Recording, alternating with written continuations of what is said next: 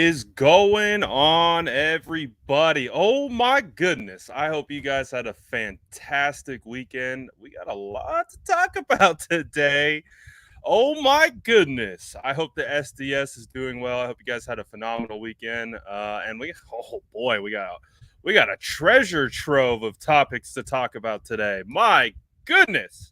I don't even know where to start. How do we even start this? I'll start it like this. Let's shout out the SDS. We see the squad in here. Let's go. Drop an SDS today. If you're vibing with me, make sure you smash that like button. If you're watching on YouTube, you know the vibes. Drop an SDS in the chat. We want to say what's good to all our faithful listeners, viewers, watchers, wherever you guys are coming from. We see the squad. Let's go, because we have so much to talk about. So what do I start? Where do I start? You guys tell me. This is an interactive show. You let me know. Where do we start? Do we start with the Jimmy? Do we start with the Deebo? Niner by Nature says fight that like button. Let's get the SDS in here. Shout out all the squad. We appreciate all you guys hopping in here. Doe Gang. What's good, Jesus? What's good, AM? Make sure you Deebo that like button. Let's go, because we got lots to talk about. El Paso checking in. We see you, fam. We see you. My weekend was fine. My Monday's hyped up, though. All right, let's get into it. Shout out to SDS. I like this one. Will Smith that like button. Will Smith that like button. And that might be a good transition here. That could be a great transition here into the Deebo Samuel conversation that picked up quite rapidly this weekend. Again, I'm sure you guys are all aware that, hey, there was some reports that came out that the New York Jets are closely monitoring the situation with multiple wide receivers that were in Deebo Samuel's same draft class heading into essentially a contract year. So as a result, that there's already conversations that were being had last week about, the potential with the Tyreek Hill situation going on. There was a potential, at least there's a conversation that was started last week on 49ers Twitter or wherever you get your 49ers content that could Deebo Samuel get traded? Is there a reason why the team is watching for Deebo? Like, why would they be doing that? What's the point in that? Well, obviously, it's come out. We had John Lynch speak to the media today. And they were pretty quick to come out and kind of shoot it down once again. But as we know, there were some rumblings going on about that situation. So hold on one second. Let me get myself situated here. And as a result, we had the owner of the team come out, and he retweeted this from Jennifer Lee Chan. He actually retweeted this today. Obviously, the Will Smith situation, viral as can be. The image below of Will Smith open hand slapping Chris Rock across the face at the Grammys last night. Again, we've all seen it. We've all heard about it. We've all been tweeting about it. We've all been posting about it. So we all seen it.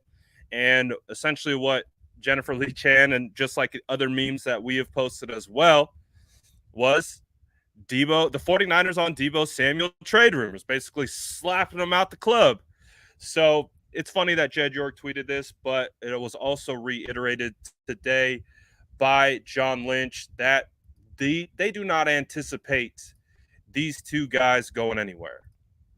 When it comes to Deebo Samuel, when it comes to Nick Bosa, what John Lynch had to say, those guys are going to be a part of us for a long, long time.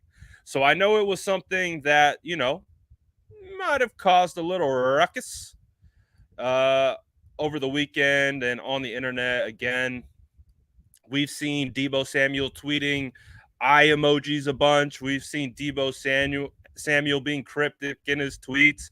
Now he could absolutely not be tweeting anything about the San Francisco 49ers, but I think Deebo Samuel's he's smart enough. He knows that anytime he tweets anything, it's going to be correlated back to the San Francisco 49ers because that's how fans work.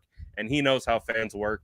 So I think there's a little bit of gamesmanship on both sides. I don't think the San Francisco, and you can see it already. You can see it already. If the 49ers were to potentially trade Deebo Samuel, as you know, it's being talked about, or potentially being talked about, the whole fan base would go crazy. The whole fan base will go crazy, which actually shifts leverage back into Deebo Samuel, his camp, them trying to get a deal done. Again, you look across the league, the wide receiver market has exploded with the deals like Tyreek Hill got, the deals like Devontae Adams got from the Raiders. So, hey, the price has gone up. The price has gone up, ladies and gentlemen. So, but based on everything that we're hearing, clearly you have Jed with his tweet, you have John Lynch with what he's coming out and saying. It's crystal clear that they don't see this being a potential issue. So they are still ongoing in regards to contract negotiations. They are trying to get Deebo Samuel and Nick Bosa done, as we've been told. So we will continue to monitor that situation. And we'll get into the Jimmy Garoppolo situation here in a second. We also got reports that the D Ford saga might be over. This is the first time that we've heard anything from the 49ers camp that would indicate that they are souring on a potential return from D Ford, because based on how we've seen his contract restructured multiple times, get pushed out, potential thoughts that, hey, maybe he's retiring.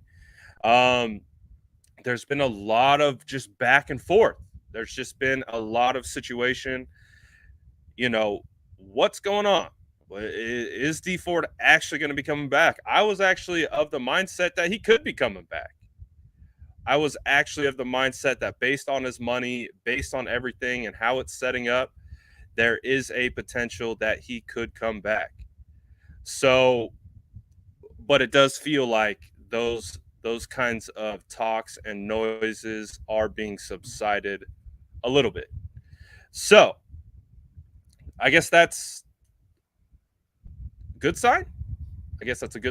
D Ford will not be coming back. So I don't know what that means from a cap standpoint. I believe I saw someone tweet out earlier that if they designate D Ford as a June 1st cut, post June 1st cut, they would save in the ballpark of about $1 million. So it's not going to create any massive cap relief, but it does sound like D Ford will not be headed into camp for the San Francisco 49ers. So, hey, maybe it looks like the tables have turned and doesn't look like D Ford will be back with the 49ers next year. Now, this is something that I've talked about quite a bit. I have talked about Alex Mack. I have talked about I'm nervous. I'm nervous for this man because they don't use definitive language when they talk about him. They don't use definitive language in regards to his return to the team. And as we know, Alex Mack was crucial to the success of the San Francisco 49ers offensive line. The way that group elevated last year, Alex Mack was huge in getting the continuity going amongst the 49ers offensive line. And like I said, they weren't using definitive language about his return. Even today, when John Lynch talked about it, he said, I'm not going to speak for Alex Mack, but he is expected to return next season. So along the lines of the same type of conversation that we have been hearing, you know what I'm saying?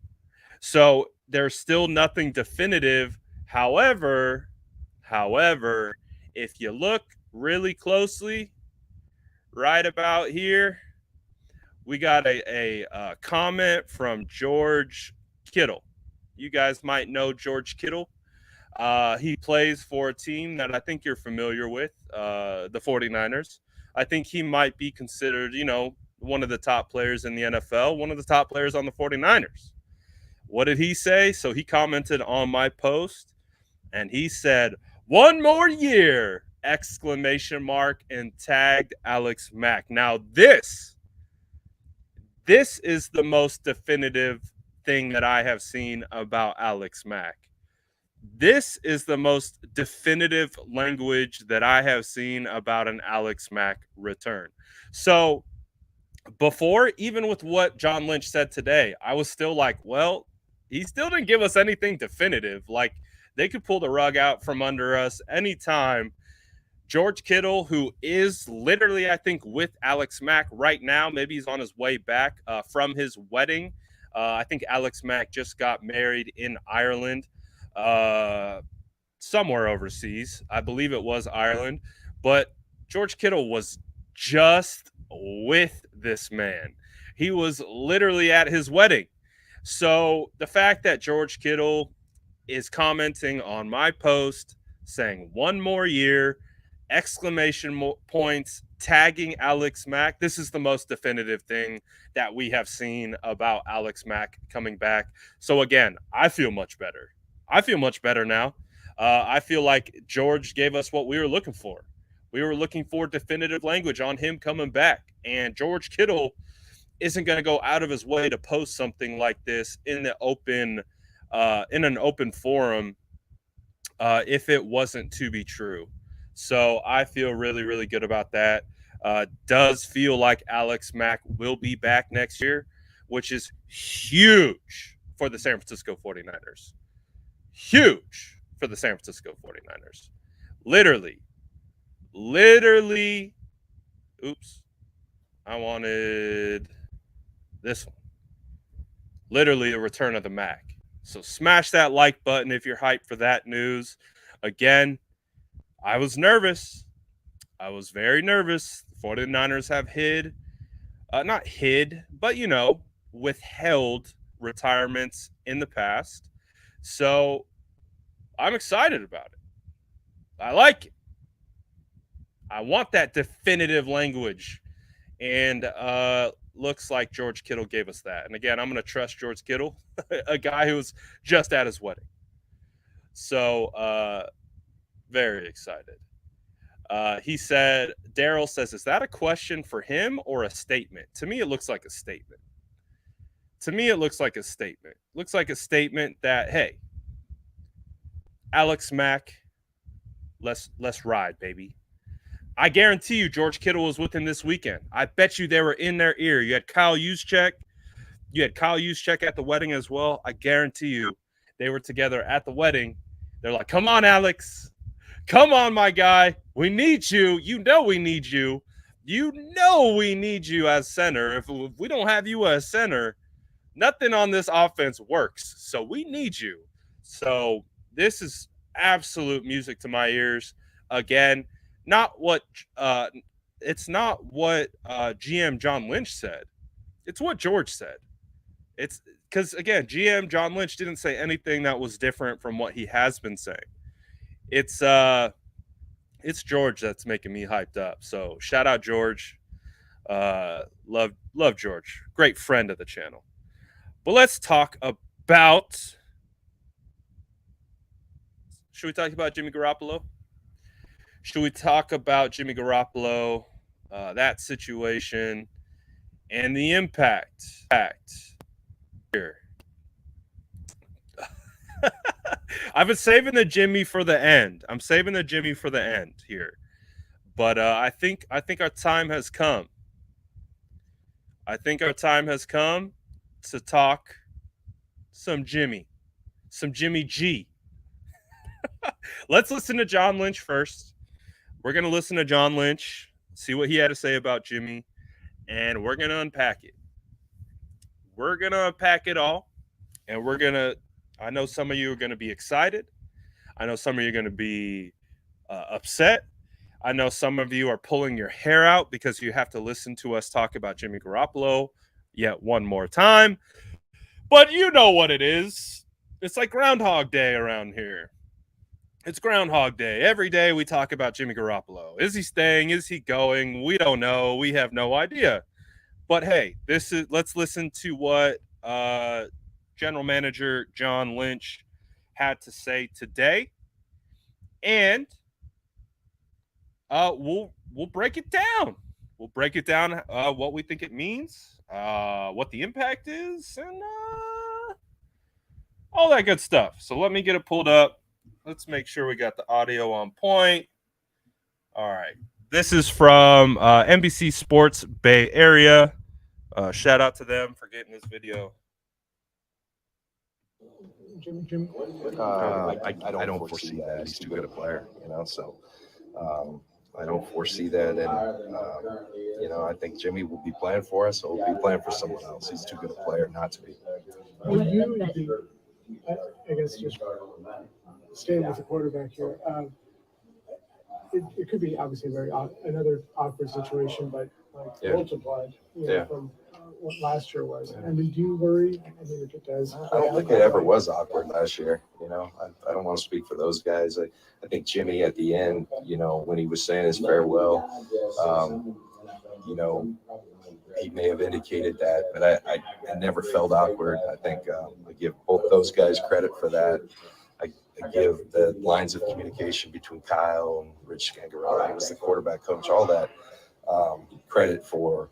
I don't think it ever felt awkward. And like I said, I think when you have strength at that position, it's a good thing for your team. Where you were released? Oh boy! I don't see that. He's too good a player. He's too good of a player. All right, so let's poll the chat. First time polling the chat today on a Monday. Let's see how litty you guys are today. Do you guys believe in the chat watching the show? Do you guys believe that Jimmy Garoppolo will in fact be on the roster in training camp? I want you guys to see. Not if you want him to be, not like none of that. Do you think, using your brain, not your emotions, do you think Jimmy Garoppolo will be on this team in training camp? I want to see what the chat has to say. Remember, it's not what you want. It's what you think they're doing, not what you want. We know what we want, what you think they are doing. Do you think that they will bring back Jimmy Garoppolo into training camp to compete with Trey Lance in 2022? I would love to see what you guys have to say. I will get some of these pulled up, and we'll talk about it. All right, let's start at the top. I'm going to work my way down. You guys are already getting a ton of comments in here already. First one we got. I'm cool with it. All right. Michael's cool with it. Jake says no more years with Jimmy.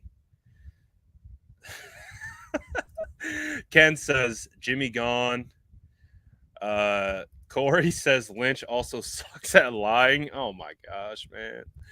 Anthony says he's posturing.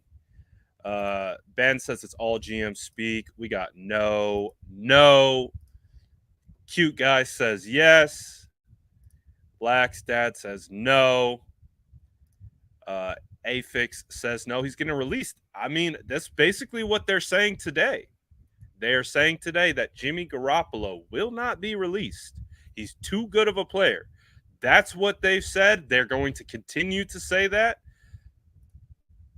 I don't think they're joking. I think if Jimmy Garoppolo doesn't get moved anytime soon, they will hold him. He's under contract. They have clearly budgeted him to be here. It doesn't mean they get to really sign much of anything else, but he is budgeted to be on the roster. So it looks pretty split in the chat right now. I see a lot of yes, I see a lot of no. It seems pretty split. As a backup, would you want a $25 million backup? That's another question that we're going to get into here in a second, if that is to be true. What a time to be alive, ladies and gentlemen. I loved how they also referenced his farewell speech. Like, well, he did say goodbye to everyone. But and he may have mentioned how it may have been a little bit awkward, but for the most part, come on back, Jim. Nothing wrong with having your roster be asked about the quarterback position 437 times a day. In either direction, doesn't matter. We see you got another backup conversation. This QB situation is a mess. Baller says, I hope not. Yes. No way in hell. He said, no, por favor. No. Oh, gosh. Someone help us. Asa Lee says, no more Jimmy. Lynch appears to be incompetent right now. I just think they have themselves in a really, really, really tough spot. Kent also says if Jimmy G is still the quarterback in September, that's a failure on every level of the organization. The riot is coming. I'm all for it. Oh my gosh. It's getting to that point. It's getting to that point where people are going to start doing some silly things. Because I know, you guys know I have a pulse of this fan base. You guys know I have a pulse of what this team is doing. You guys know I have a pulse of how the players feel. I have a pulse. And my pulse is, hold up. Oh, my pulse is telling me that crazy things are going to be coming if this sticks around through the summer. If this lasts till OTA, like into training camp. Hold on. Yeah, my pulse is telling me that this fan base is going to implode, and that's saying a lot considering what this fan base has been through. Considering we've seen this fan base make it through the Harbaugh years, we've seen them make it through the Tom Sula years. Chip Kelly year, Mike Nolan. We've seen him go through Singletary. We've seen him go through Erickson. Like, we've seen this progression, and we've seen the animosity building. The problem is the 49ers haven't won a championship since, 94? So the pulse tells me that, God, like, if this happens, oh boy, get ready, baby. Get ready. Jimmy J says going to have 2 camps, and if Trey starts in week 1 and he plays bad, the Jimmy G side will want him to take over. Can't see it being a good for the season. Thank you, 95. So let's talk about this. Let's go through the ranges of outcomes. Let's talk about what we think is viable, what we don't think is viable. And one of the things that I've seen being discussed is, hopefully the volume's a little bit better there. One of the things that I see being discussed is the potential of Jimmy Garoppolo as a backup. Okay, let's talk about it. Let's talk about why you think he would be a backup and why we think he wouldn't be a backup. So just right off the top, why I would potentially see a situation that exists where Jimmy Garoppolo can't be the backup, he's making a lot of money. Jimmy Garoppolo's making a lot of money. I don't know if the 49ers necessarily want to be going into a year paying a backup fully guaranteed contract. I think it's upwards of $25 million guaranteed. So it might be closer to 27, as Joey's alluding to. But again, we have to rationalize this as a business. This isn't just football.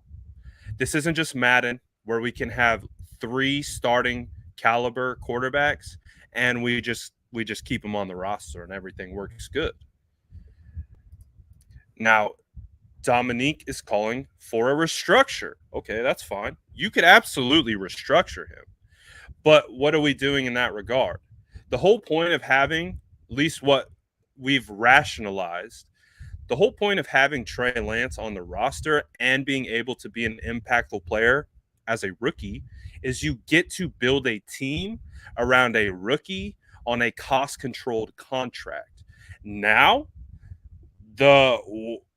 if you kick the can down the curb, all you are doing is making this you're eating up all the cap space year in, year out for future years. So it's essentially what would be happening by keeping Jimmy Garoppolo on the roster, just from my high level, not expertise cap analysis, but just looking at it. You've already given Nate Sudfeld $2 million guaranteed. Okay, that again, we saw all that and we were like, okay, great. That means Sudfeld is going to be the backup quarterback. You don't give people that kind of money, guaranteed at least, unless you have a strong plan for them. Well, you just give $2 million to a guy who rode your practice squad all year last year, and you're bringing back 3 quarterbacks? That means if you have 3 quarterbacks, if you put Nate Sudfeld on your practice squad, any team could come grab him and sign him unless you hit him with the protected tag. So then it becomes this entire roster juggling, because you're only going to carry 2 quarterbacks on the active roster during game day. You're not carrying 3 that are going to dress. So it just becomes this situation where it's like, we're just kicking the can down the curb, because what happens? Okay, you renegotiate. Now you kick his cap hit is just kicked down the curb for depleting asset based on how the 49ers see it, because that's why they're trying to trade him. They're trying to move him. It's why they've had trouble moving him. He has a large cap figure and he is coming off a shoulder surgery. The 2 things combined make it very difficult, I believe, for a team to feel comfortable taking that on. And I would imagine if you were running a football team, whether you like Jimmy Garoppolo or not, if someone was coming to you and say, hey, we want you to trade this $27 million cap figure in 2022, and we want you to give us draft picks. However, he can't throw for a couple months.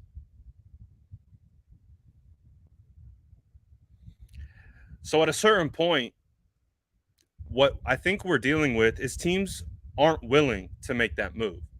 Based on the market, based on teams that are available in this quarterback hunt, I think they look around the room and they're like, well, look, it looks like all the quarterback positions are pretty much filled. So we'll wait. Like, you look at the Panthers, for example. They have the drafts coming up. They could draft the quarterback. Absolutely. I think 49er fans look at Jimmy Garoppolo as a potential landing spot, but the second they draft a quarterback, it's a wrap. There's no spot there. So kind of bringing it back together, the original question was, do we see him being available for training camp for the 49ers? Do we really think that's something that they will do? I hope not. And I don't personally have anything against Jimmy. I understand the entire dynamic from a coaching perspective, from a player perspective, from a fan perspective, from an analyst perspective, and everything in between. I get it. It's a very entangled situation. I don't have anything personally against Jimmy. Do I think he's the greatest quarterback? I don't. Do I think he's a terrible quarterback? I don't. I think he's right there in the middle, can be a starter, and in the right environment can absolutely elevate a team greater beyond what his physical tools would allow. I think he has some intangibles, but we also understand. We get it. We understand. It's like clearly the 49ers, they're over it. They are over it. That's why they traded up to number 3, gave up. It was about the same draft capital to move up to 3. It was comparable into what the Browns gave up for Deshaun Watson. So they made it clear. They've made it crystal clear that Jimmy Garoppolo is not the future of this franchise. So obviously, when we hear he's a good quarterback, we're not going to release him. We understand. They're not going to release him. They owe him $7.5 million guaranteed. They're not just going to let this guy walk off with $7.5 million guaranteed because he triggered injury settlement. Now the next hurdle is to trade him before training camp, because from everything that I understand, if he either makes it in a training camp or it could be into the actual regular season, if that's the case, one of the two, that entire contract is guaranteed. Like, the 49ers don't want that. And other teams know this. They know that. Jay Tan says, Brad, get a Jerry Rice jersey and maybe he'll get moved. I don't know. I'll try anything at this point. Like I said, I have nothing personal against Jimmy. I don't think he's a terrible quarterback. I don't think he's a bad quarterback. I think he's got some positives, got some negatives, but we all recognize his time is over here in the Bay. That we all understand. We all know that when they traded up, that's what it was. They told us. And so what we've been dealing with for what feels like 25 years at this point is that this just constant back and forth of what the actions signal versus what the words are telling us, and they don't gel. And so obviously, as people like us who are stacking things on a linear timeline, we're just like, man, we know you have to say these things. We know you have to posture. We know that Jimmy Garoppolo is considered an asset. We know he's a starting caliber quarterback. We know you owe him $7.5 million. We know he's going through shoulder surgery. We know you're trying to trade him. We know you've had some nibbles, apparently, but all those teams have gone in different directions. All those teams have gone in different directions away from Jimmy. And now the 49ers are, for a lack of a better word, they're stuck. That's it. That's what we're dealing with. The 49ers are stuck with Jimmy Garoppolo. It's like, clearly the San Francisco 49ers want to move away from Jimmy.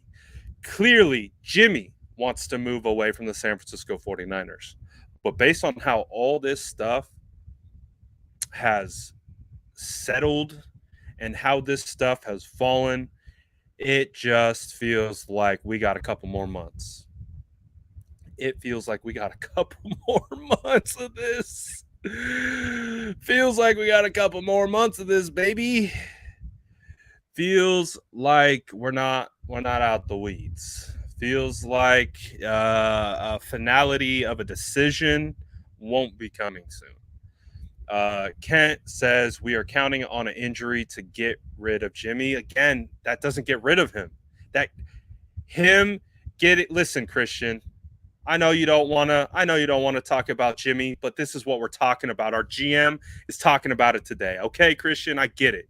You don't want to talk about Jimmy. Hey, Christian, I don't want to talk about Jimmy. So stop shouting it in the chat or I'm going to boot you. My goodness. This is a topic at hand, my boy. I appreciate your passion. I do. But this is what we got to talk about. And we're going to keep talking about it. So if you don't like listening to Jimmy Garoppolo conversation, I'm sorry for you. You could just leave. You don't have to keep saying it over and over again in the chat, my guy. Just leave. My goodness. Breezy says, hey, man, can you give my friend Lou Sassoul, destroying the name per usual, Sassoul, shout out, we're going to call him Big Lou. Shout out Big Lou. We see you. We see you, Big Lou. Thank you for being a viewer, a fan, it all. Shout out Big Lou. Shout out Breezy.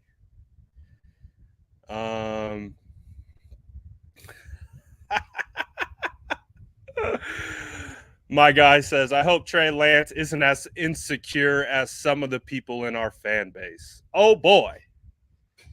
Oh, boy. I hope not either. I hope not either. He said, Lou. Oh.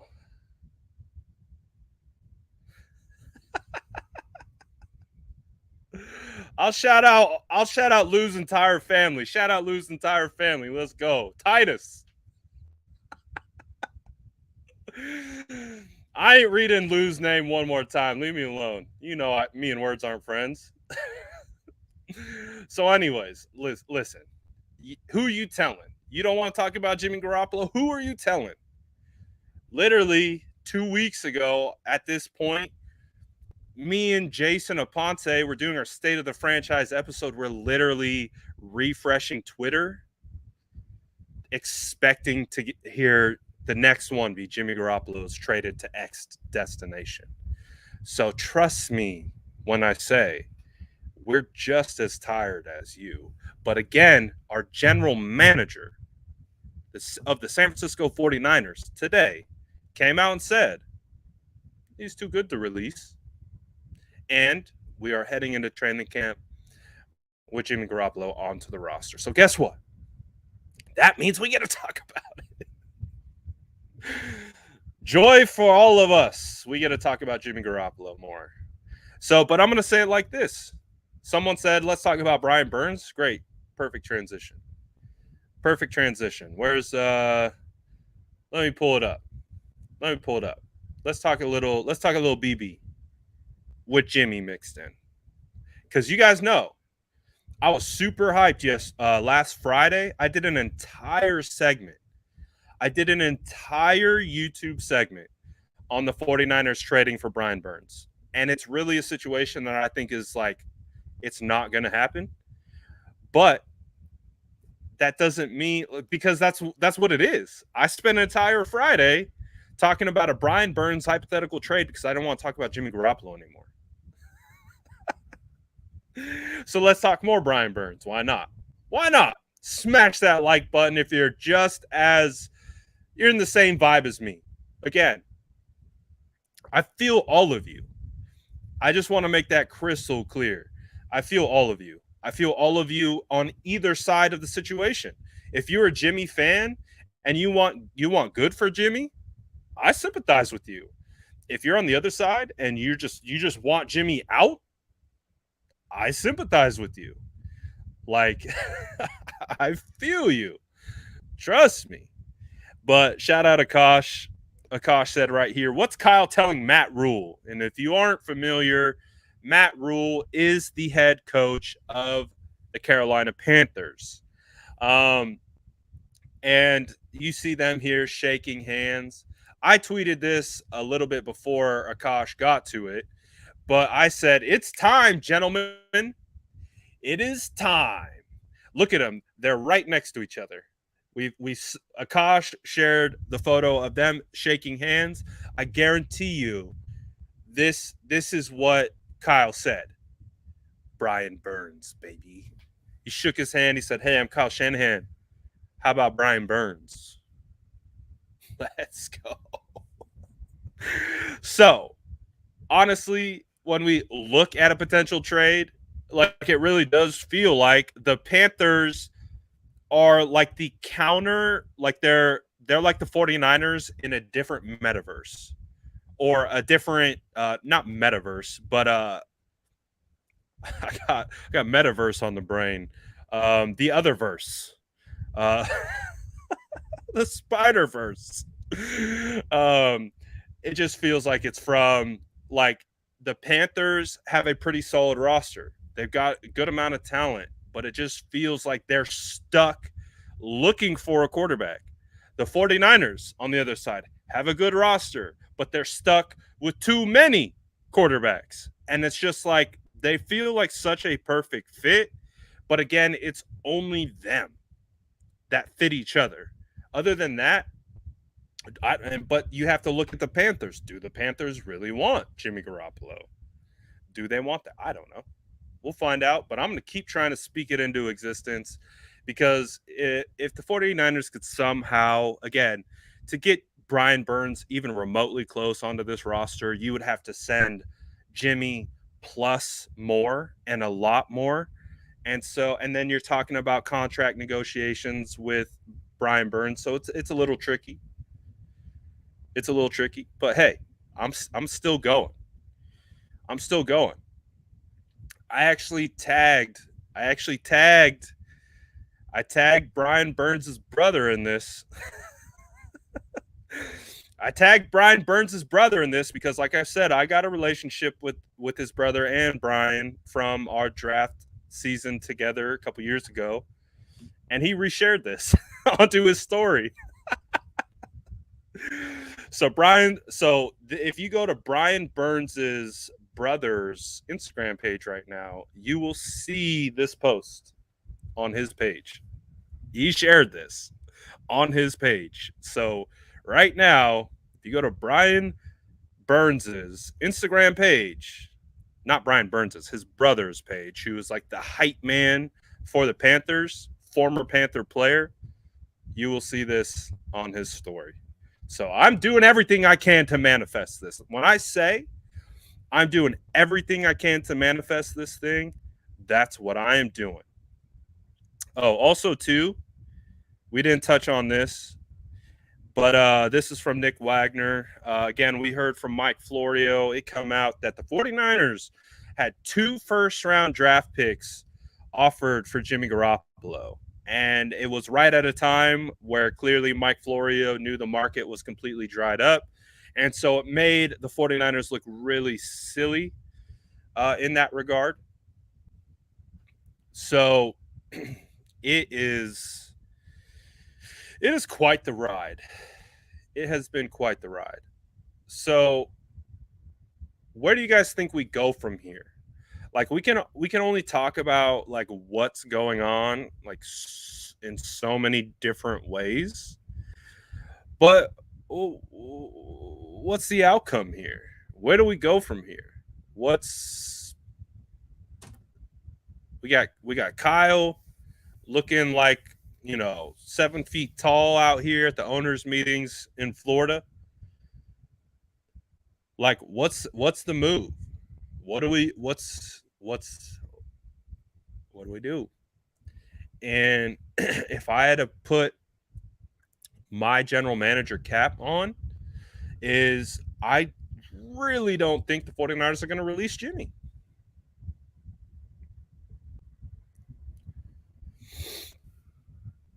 I don't think they're going to release him until that guaranteed dollar amount starts kicking in. I really don't see it. So get ready, everyone. I know you guys were hoping for a relaxing summer I know you guys were really hoping for some movement, some clarity on who the starting quarterback is. I don't see it coming anytime soon. And so my next target for Jimmy Garoppolo to get traded potentially is going to be at the draft and before the draft. And we'll talk about why he needs to get moved before the draft. We've already kind of alluded to it, but Jimmy Garoppolo needs to get traded before the draft, before any kind of crazy stuff happens where one of these quarterback needy teams goes and drafts a quarterback. Because I believe if they, I don't even know how.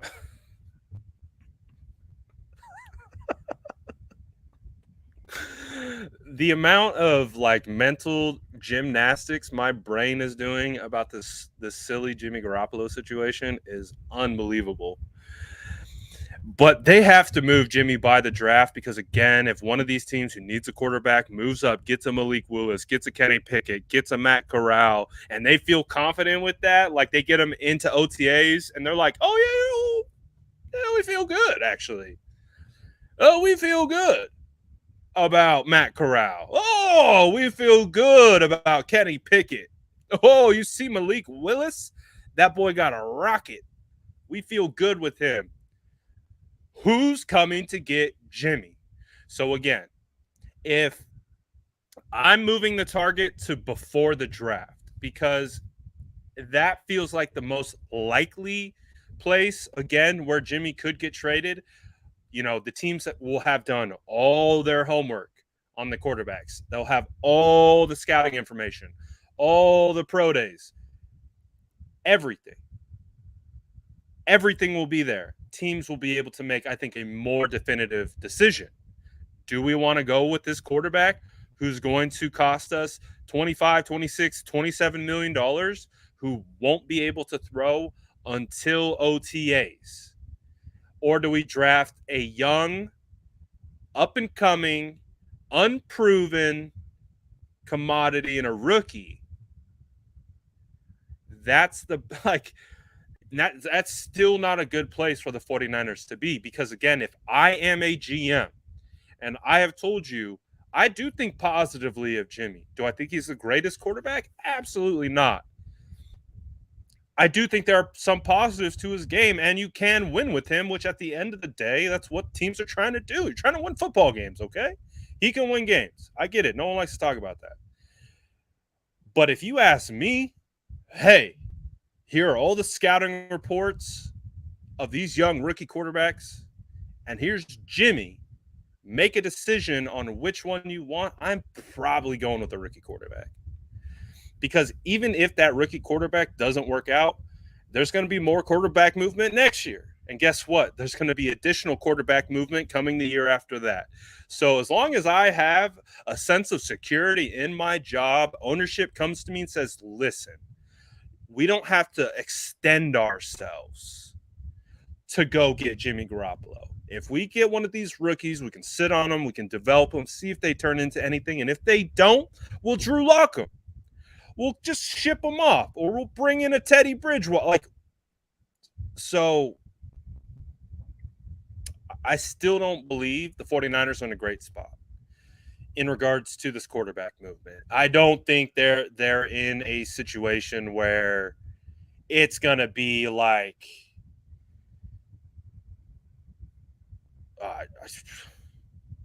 I don't know. I think I'm skipping some super chats here.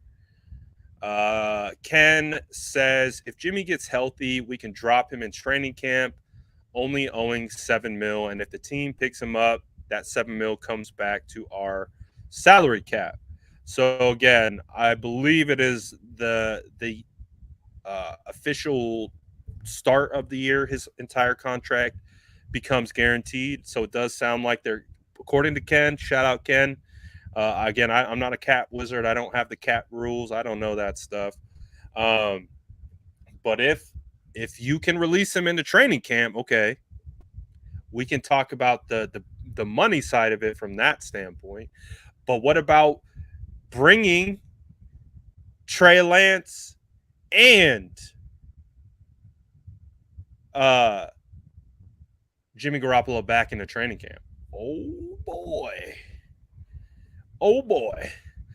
George says the organization is moving too slow for us. As long as Trey is the starter and name the starter no matter what, we just got to be patient.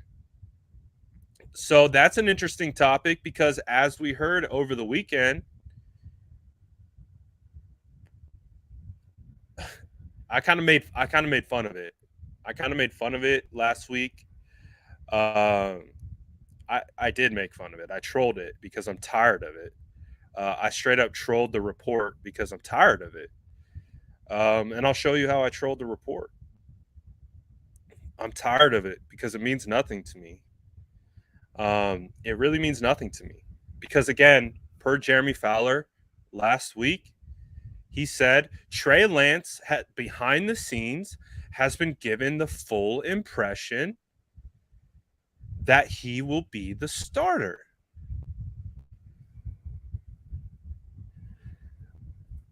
The full impression? I have plenty of impressions. Like I said, if you read my caption, I was trolling the report.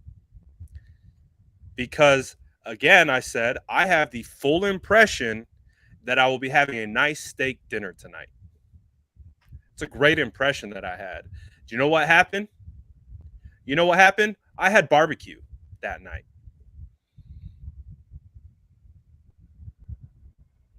I had barbecue that night.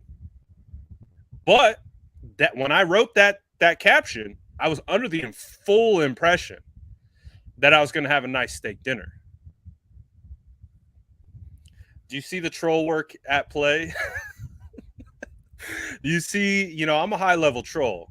So you see the troll work at play? Like, listen, I can get a full impression about a lot of things behind the scenes. I can get a lot of impressions. I can get, again, nothing. Until you give me definitive language,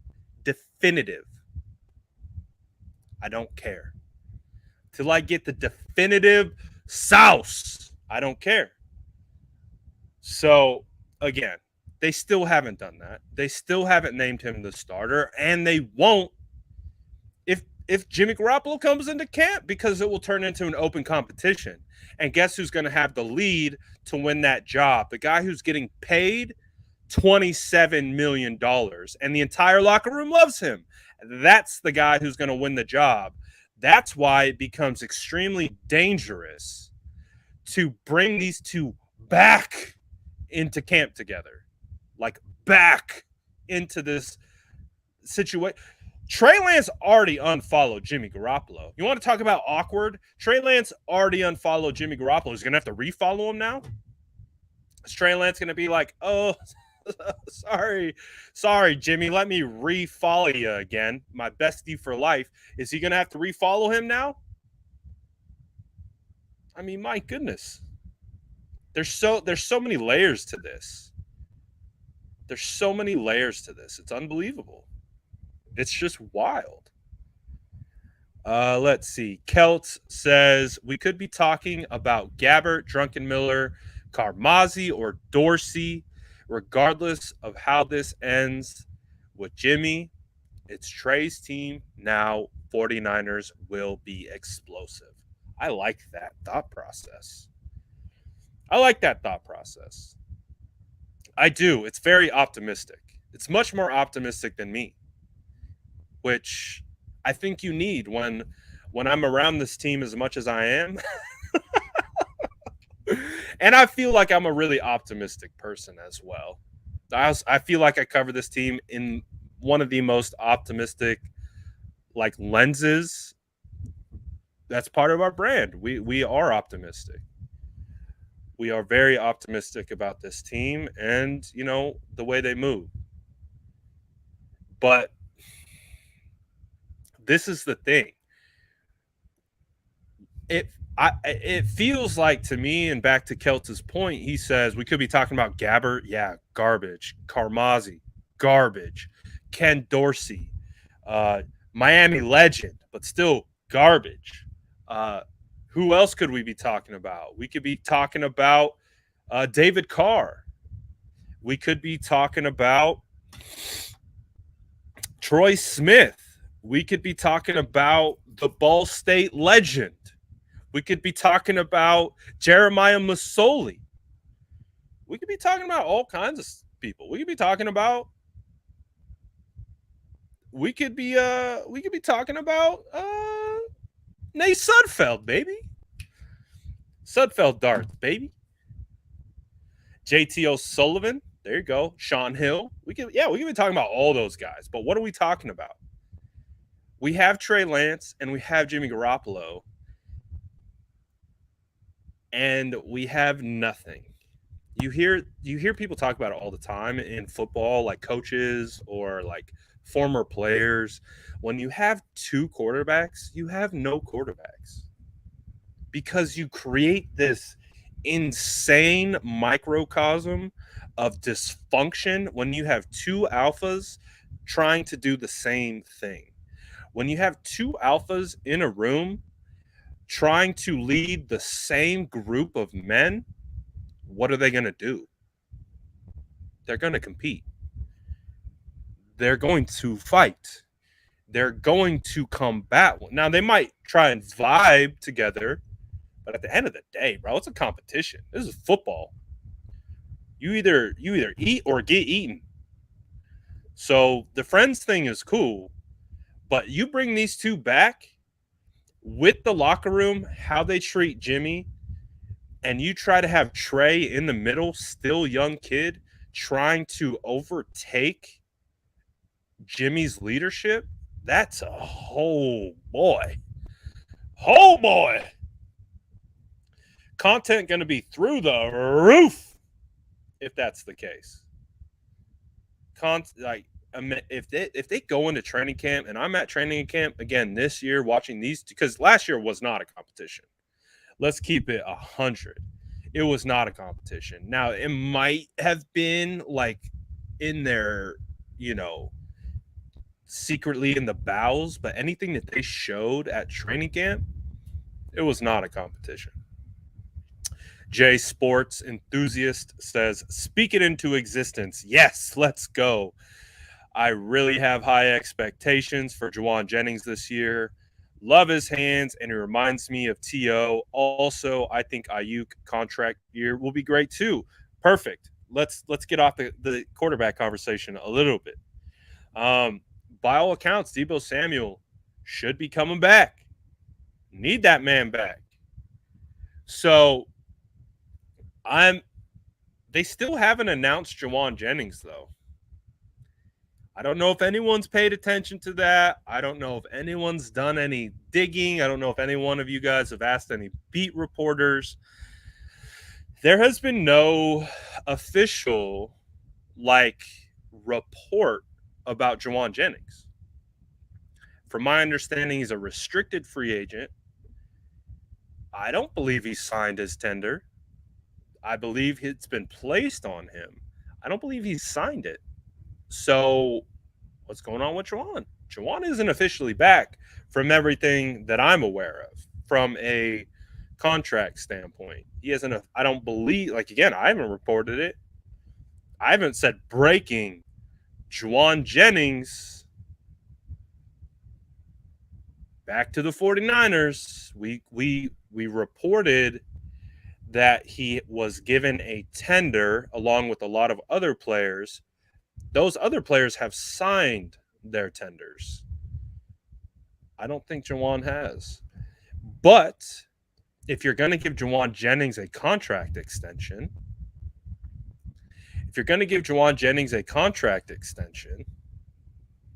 but you can't, what are you going to do?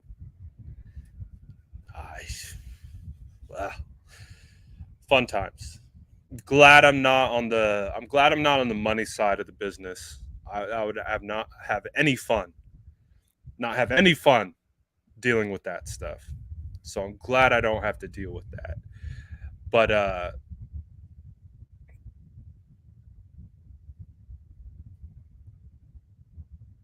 again, we'll see. But excited for Brandon Ayuk as well. Of course, Brandon is working with Trey Lance in LA with Les Spielman and quarterback coach David Beck. So they're getting a lot of work in. Guess who was down? guess who's down working with guess who's working with Trey right now? Panthers quarterback Sam Darnold. Woo! So Sam Darnold, Trey Lance working out together in LA. Could those two be teammates? We'll see. Ken says, I bet if Trey requested a trade right now, that would put a fire up someone at the top. Until then, they don't care. Not your fault, Trey. Jimmy who? I feel like yeah, Zach Wilson's out there too. I feel like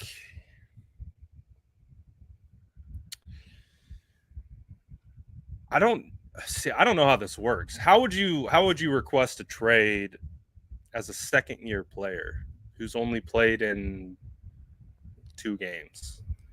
I don't know how that would work. I don't know if that's like a real thing. That feels like that would be like a hard thing to work through. Because I'm sure there have been plenty of players, outside of Eli Manning, who have gotten selected by a team that they don't want to go, or they got selected to the Jags or the 0-16 Detroit Lions as a high draft pick. Megatron. Again, Megatron couldn't even get traded. So I don't know how that would work. I don't think Trey would ask for a trade at this point because I don't think he's got enough, cachet built up.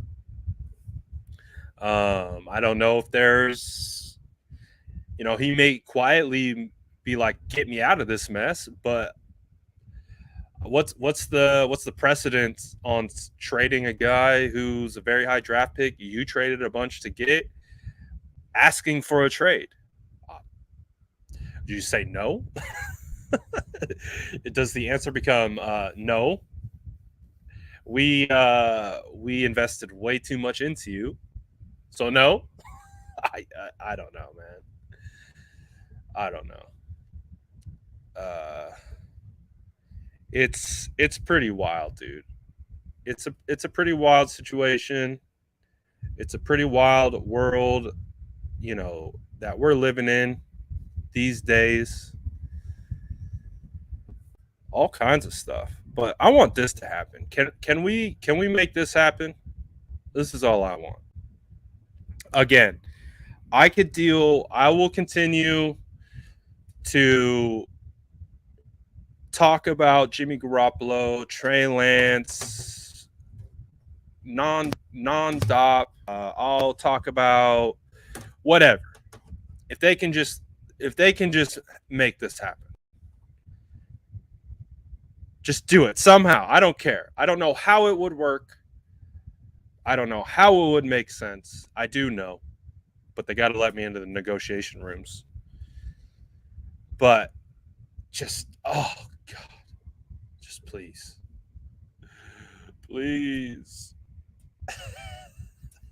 please, something, please, please. I'm going to look at the chat at some of the questions that you guys got.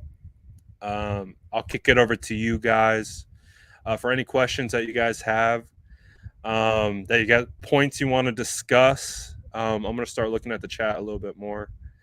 Jaden says, Brad, you think we will succeed in the draft this year? I hope so. We got a lot of draft picks. There's, I think it's a pretty decent class in regards to depth. I do believe they have the ammunition to move up and get someone as they see fit. If Alex Mack is coming back, that really puts me at ease for the 49ers, like having to go out of their way and ensure they get a top tier day one plug and play center in the draft. Now I feel a little bit better.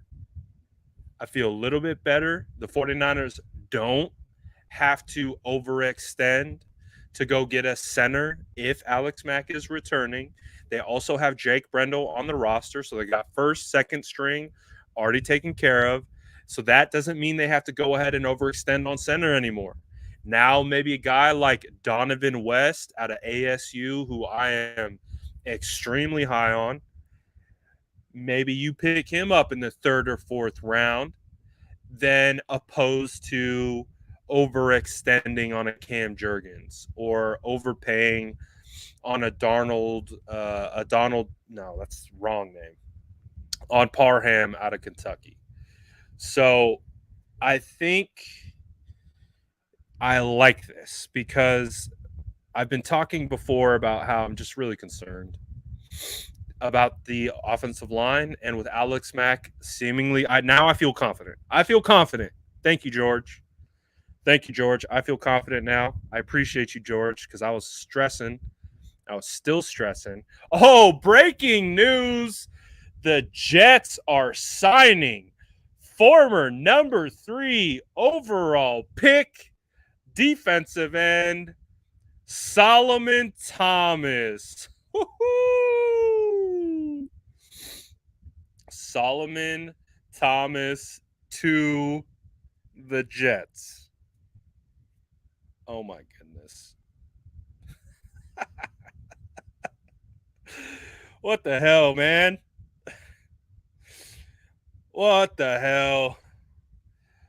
Watch. Solomon's about to go show up at the Jets. Again, I already knew. I've said this all along. I said, watch, he's going to go to the Raiders and his career is going to come back. Oh, look, it came back. Why did it come back? Because they played him in the 3-tech. Shocker. Now he's going to go to the Jets with the coaching staff that already loves and adores him. And they're probably going to play him in position. What I will say is, congrats to Solomon. Love Solomon, man. I know it didn't work out. But all love for Solomon, dude. He had, when you talk about off the field stuff, man, my heart goes out to Solomon. It always will. Always will. So if he succeeds, I'll be happy for him. I have no ill will against Solomon. So good for him. Well, is he trash, or did the 49ers take a interior defensive lineman and try to play him at edge? Who's trash in that scenario? Just saying, objectively, who's really trash in that scenario? Well, you take a guy where he plays best and you put him in a completely different position, say good luck. What? The 49ers love drafting defensive linemen and playing them out of position, and they scratch their head why it doesn't work. And it's like the same thing. I have the same argument with Eric Armstead. I think Eric Armstead is a 3-tech. And they move him into the 3-tech this year because Javon Kinlaw's hurt, and they had to shift him down. Oh, Eric Armstead has one of the best years of his career playing out of the interior. Like, oh my God, of course. Like, yes, can he play on the edge? 100% he can. And he's a great base down edge. But he can also create havoc if you just play him on the interior. Interior, edge, 2 different worlds. Don't take a guy who's really good on the interior and try and stick him out on the edge. You can go the opposite direction. I'm more than happy taking an edge and playing them over the guard. It was one of the things that I was adamant about this year with them putting Arden Key over the guard. When Charles Omenihu was signed, the first thing I said, I love this guy because you can play him at edge and over the guard. It's been the hype that I've been on for quite some time. So, and we saw the 49ers really flourish in that situation. This just in about another quarterback domino. Multiple teams interested in Browns quarterback Baker Mayfield, but could be waiting for him to be released. Seems like a similar thought process with Jimmy Garoppolo. Feels like there are teams that are interested in Jimmy Garoppolo. However, they're waiting for him to be released. So that's kind of feels like what we're up against at the moment. And we'll be here. And so until anything happens with Jimmy Garoppolo, I'll be like this guy. I'll be like Wolverine, just laying in bed, staring at pictures of Brian Burns, just dreaming about him on the opposite side of Nick Bosa. Until then, this is the only thing that keeps me hopeful, joyful, really doesn't like it takes me back to sweeter times, you know? So, my goodness. Oh, great point. Same thing. You can make the same argument with Cap. You can make the same exact argument with Colin Kaepernick.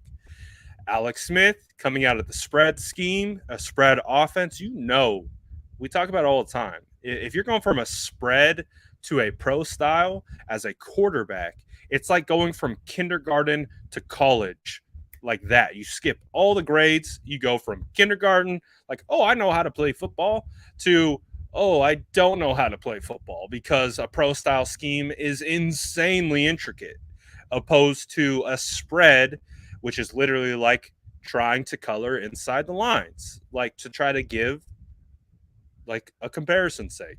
So same thing with Cap. He came out of the pistol.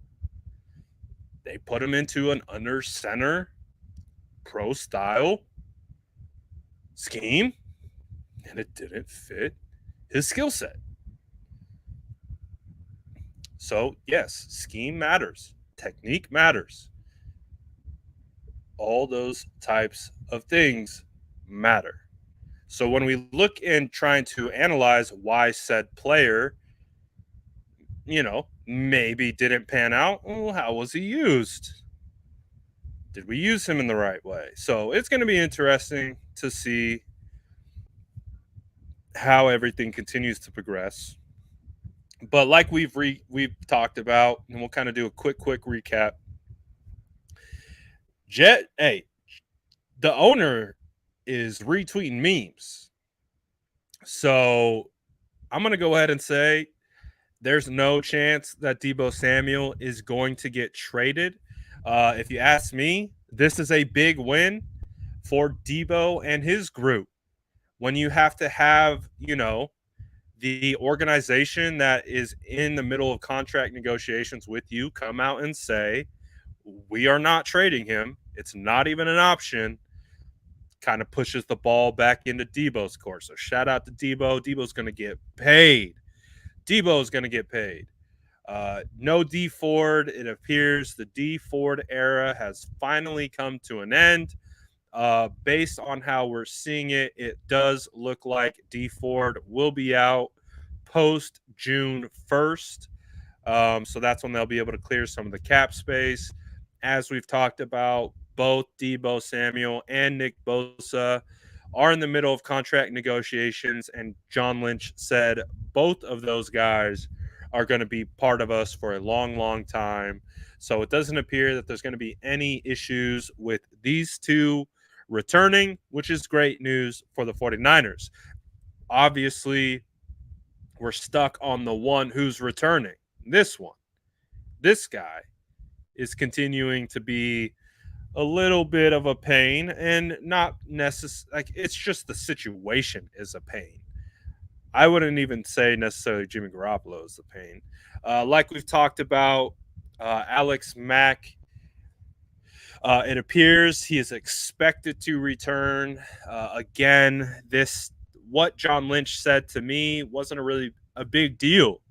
It felt like the same thing that he had said. But George Kittle's comment right here. Again, George Kittle was just with Alex Mack at his wedding. And George Kittle is saying, 1 more year, Alex. Looks very excited. So George's comment is actually what's got me pretty juiced up, because I don't think he would comment that if he wasn't returning. So looks like Alex is coming back. Looks like the 49ers are trying to lock up Deebo and Bosa. Looks like D Ford is out. Looks like Jimmy G is here to stay. And Kyle Shanahan's wearing a pink shirt. That's pretty much the recap that we have for today. Smash that like button if you haven't already. Let's get these likes to the moon. I'll give you guys, again, any other opportunity for questions that you guys have, comments, thoughts, opinions. Maybe you guys have come up with some plans for how to move on from Jimmy. Joe wants to talk defense. I think our defense is solid. Defense is in good shape, especially if you add a guy like this. If you add a Ebukati edge from Penn State, now he probably isn't going to be in range for the 49ers at 61. It would take them having to move up to go get him. But if you could get someone like this, guy, again, I got to see him up close and personal at the combine. This is a photo that I took of Ebukati. John Lynch was at attendance. They had a heavy appearance there at Penn State's Pro Day. So if there is a potential for them to either add Brisker, the safety, or Ebukati on defense, we're sitting pretty. I think the defense is in really good shape. Again, obviously, I talked to Javon Kinlaw last week. Javon Kinlaw is feeling extremely positive about his rehab. He clearly feels that they fixed the issue that's been nagging him for a long time. So he feels like he's going to be ready to go, I would assume, by training camp. So you get that force on the interior defensive line. You still have Eric Armstead. Nick Bosa's not going anywhere. They bring back Jordan Willis. They brought, obviously, Charles Omenihu still here. Samson Ebukam is still here. Kevin Gibbon comes back. There's still a lot of dogs. On that D-line. And they can add a couple more. Again, it sounds like D Ford's on his way out. Okay, let's go find that premier pass rusher. And get it done. And there are plenty of them in this draft. So the 49ers identify a player that they want, can package some picks, move up, potentially get a stud edge. Our defense is looking pretty. Again, you guys know what I want. We can not even turn to the draft. Just we'll send picks. Jimmy Garoppolo, send it to the Panthers. Give us Brian Burns, baby. You give me Brian Burns across from Nick Bosa, Eric Armstead, and Javon Kinlaw. I will continue to say a quarterback could be our potato. If that is the 49ers defensive line, no one is doing anything. No one is doing anything against the 49ers defense if they're trotting out Bosa, Armstead, Brian Burns. My goodness. I'm going to keep dreaming about it, and I'm going to keep speaking it into existence because it's the only thing that's keeping me from talking about Jimmy Garoppolo nonstop. Cash the God says, "You're what I miss, man. I've been driving in the rain all day." Oh, I brought up some of the updates. You didn't miss a whole bunch. Jimmy Garoppolo conversations. Me manifesting Brian Burns to the 49ers.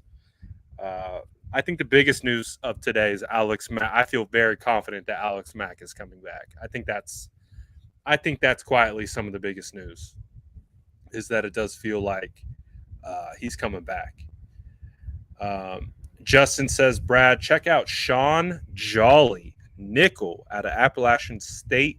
I've been spending a lot of time watching him. 5 interceptions and 8 PBUs in 2019. Okay, Sean Jolly.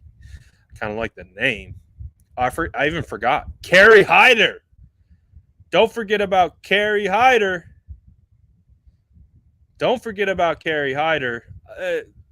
I mean, it's a great move for how much they paid. They paid nothing. For Kerry Hyder. And to get him back on that deal, sounds good. It's not going to hurt them at all. So, Kerry Hyder move was a good move. Again, they made a lot of kind of ancillary moves. Again, brought back Jeff Wilson, brought back Dante Johnson, Jordan Willis. So we'll see. Still some areas of need, though. Kind of like Justin pointed out, slot cornerback is still a position of need. I went on Jordan Elliott's new channel, I think on Friday, and he's like, because I think there's a thought process being thrown around of just using those 3 cornerbacks that are on the roster, Ward, Mosley, and Ambry, and have one of them 3 slot into the nickel. I don't think either of them are nickels. I would maybe feel comfortable if they take a number 1 wide receiver and they put him in the nickel, and you want to take your number 1 corner and have him follow him into the slot, then I'd be okay with that. But if you're going to have a primary nickel out there, I don't think really either 3 of those guys should be that. I think it was a situation where they could look to the draft. We'll see what Deommodore Lenoir, if he's going to be someone who's going to step up and fill that role as nickel corner. We're going to find out. But, I also forgot. I totally forgot about this. We signed Darquez Dennard. Completely forgot. So 49ers have made some defensive signings. They brought back a lot of depth pieces.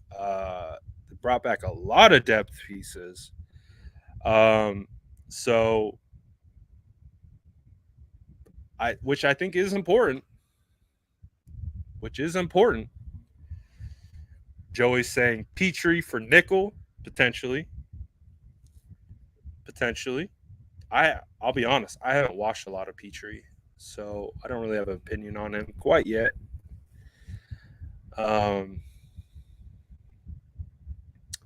So it's going to be an interesting process, to say the least. But as we know, we got to keep Robert Saleh away. Robert Saleh is praying that the Deebo Samuel contract negotiations break down. He's praying. He's like, let me get him. Let me swoop. No. Stay away. And as we know, this has been kind of the outcome of the rumors so far. Hey, Jed pretty much said the same thing. He said, what? They said Deebo Samuel traded. What? Nope. Not even close. So, hey. What's good, Travis? Travis said, Brad, what's the status of the coaching staff changes? So all the roles have been filled. The coaching staff is completed. So I think that got done maybe a couple weeks ago. Well, I think it was around Combine. I think it was right around the Combine. It was reported that the coaching staff was finalized. So like some of the big positions that like were vacated, John Embry, assistant head coach, tight end, he was replaced by a assistant tight ends coach. Mike McDaniel as the OC. They didn't really hire an OC, so I think OC went back to Kyle. The offensive line coach became he's still the O-line coach, but he now has a dual role of run game coordinator. So that's what Mike McDaniel used to do before he became OC. Let's see what else. Obviously, Anthony Lynn has become offensive. He's become the running back coach / assistant head coach. So there have been some moves. But they figured it out. And, of course, Brian Greasy, as Keith points out, will be our quarterback coach, which will be interesting because I don't believe he's been a coach before. He's got extensive playing experience. I'm not sure if he's coached before, but that will be interesting. So, yeah, the coaching staff is built. Everything is put together. No general managers being hired away.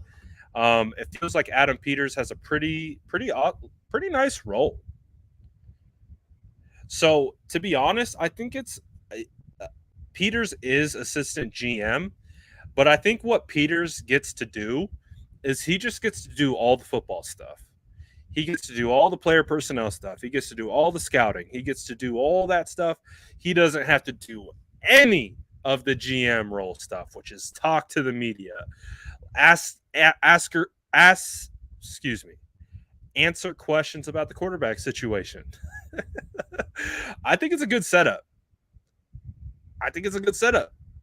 I like John Lynch in his role. I think John Lynch is a great mouthpiece in the sense of, he's a great relationship guy. I think he's a great kind of gel person. And he can kind of keep everything. He can oversee everything. But in regards to Peters, I think Adam Peters is doing all the player stuff. And so I think it's a nice dynamic. I don't care really what the role is as long as those two stick together. Or I don't care what the name of their position is because I really do think that's how it's spread out. I think John Lynch is handling all the executive kind of outward facing things. Peters is managing all the roster, scouting, pro personnel scouting. I think that's how it works. At least that's my understanding. So don't mind it. I really don't. But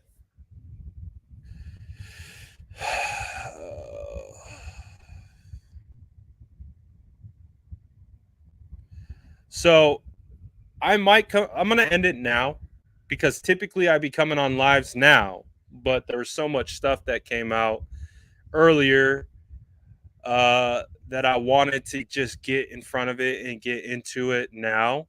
I could very well be coming back in a little bit. Hold on, what is this saying? So regarding the 49ers left guard vacancy, this is from David Lombardi. He said John Lynch first mentioned Aaron Banks, said he was on the right trajectory before preseason injury. Then he mentioned Jalen Moore, Daniel Brunskill, Colton McKivitz, and the draft. for potential suitors at left guard. Well, wouldn't Brunskill just stay at right guard in that scenario? So we'll see. We'll see what all that means. But again, huge win today, in my opinion. Huge win today. Was not necessarily what John Lynch said, because what John Lynch said is exactly what he said earlier. It's what George Kittle said. And again, George Kittle was with the man this weekend at his wedding. So it does appear Alex Mack is returning. Thank goodness, because that would have been a disaster if he wasn't. So I think I'm going to cut it. That we got it. We're hour 30 in. I might come back a little bit later tonight or in the afternoon. We'll see if there's anything that we really do want to talk about any further.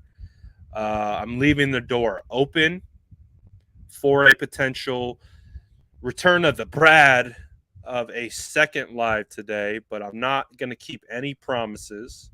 So perfect opportunity to turn that bell on so that if you do want to catch me go live, you don't miss it. When I said it, it will let you know. What are we at likes today? What did we end up on likes? What did we end up on likes today? I know we didn't really effort too much for likes, but what did we end up today? Someone in the chat, let me know.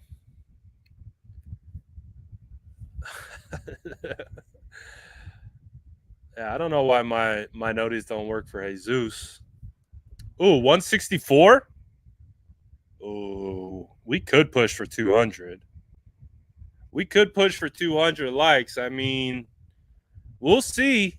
We'll see if the SDS can push us to 200. We'll see. We'll see if they're feeling the energy. We'll see. I know a lot of people don't want to continue to talk about Jimmy Garoppolo, and I understand it. But we kind of have to. Kind of have to at this point. Oh, I'm doing okay, Detail. I hope you're doing all right. Tired of talking about the quarterback situation, that's for sure. Tired of talking about the dang quarterback situation. I just want to know who the 49ers starting quarterback is going to be. Is that too much to ask? Shout out Jesus, you're a real one. Shout out everyone. Smashing the like button. We appreciate you all. We really, really do.